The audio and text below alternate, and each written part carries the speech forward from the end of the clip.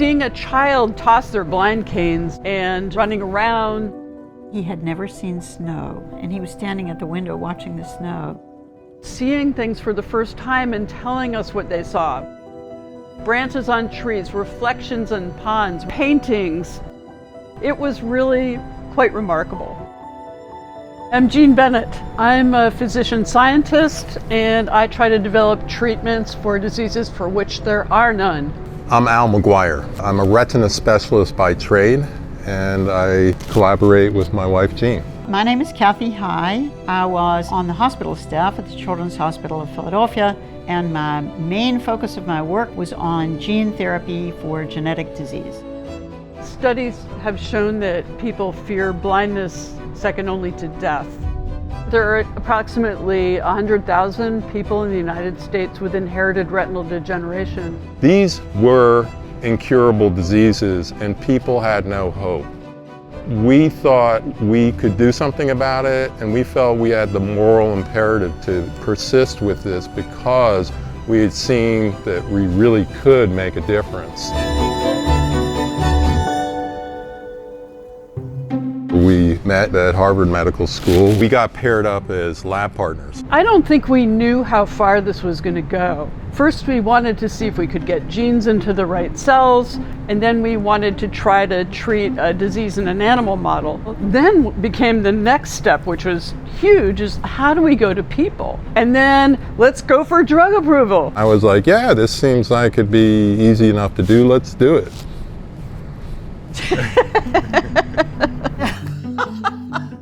When I was 10 years old, Santa Claus brought me a chemistry set, and I spent many, many hours doing chemistry experiments with my dad. He was my first and best teacher in science. My dad died when he was 46 because he was born with a very serious heart condition. And I think that at a subconscious level, I was drawn to serious inherited conditions because it took away one of my favorite people in the world. I did a rotation in a retinal degeneration lab, and most of the people who had retinal degenerations had single gene defects causing their disease. So I thought, well, wait a second, if you could correct the one gene problem, you find the right piece of DNA and put it in the retinal cells, why wouldn't that correct the disease? So I sort of floated the idea to my girlfriend here and said, can it be done? You do it with transgenic animals, why not in people's eyes? What I said to him was, yeah, sure, let's do it. But what I didn't tell him was we didn't know anything about anything at that point in time. Had I known how difficult it was going to be, I don't know if I would have signed up for it.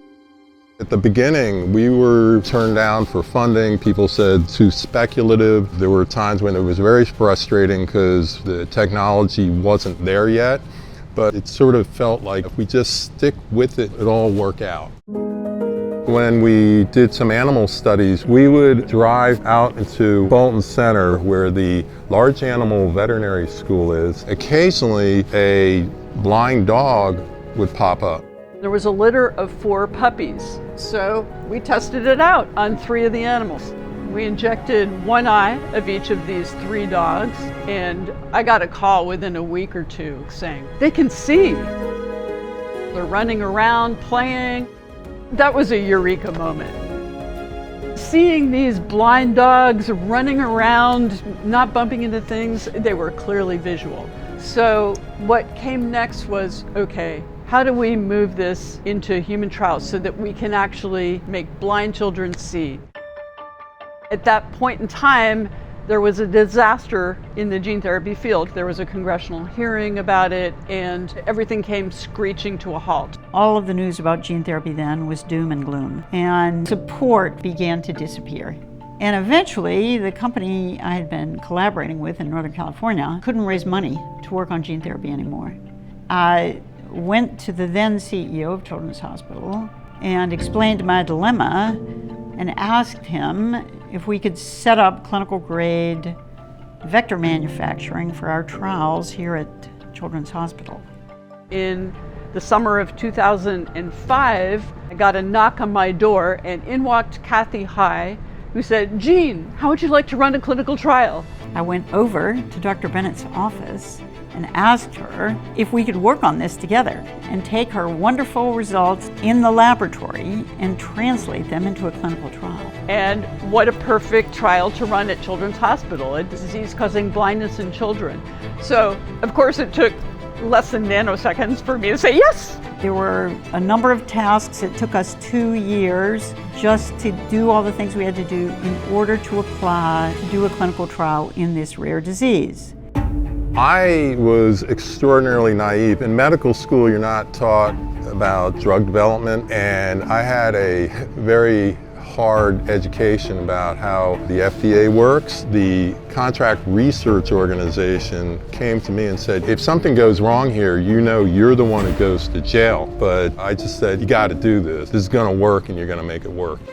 After a great deal of providing information to the 2 different sets of regulators, the Recombinant DNA Advisory Committee of the NIH and the Food and Drug Administration, the first individual was injected. The first child was a little boy from Belgium. The second child was an 8-year-old American boy.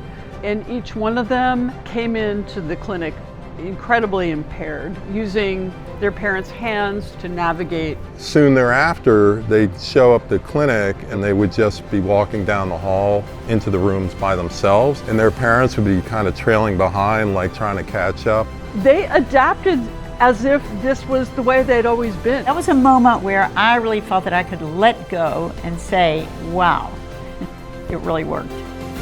You did it! The self-confidence these kids got from having vision, it was stunning to see. It changed them. People were once told there's nothing we can do about your disease, and it's not that far in the future we're going to prevent these people from ever having the disease.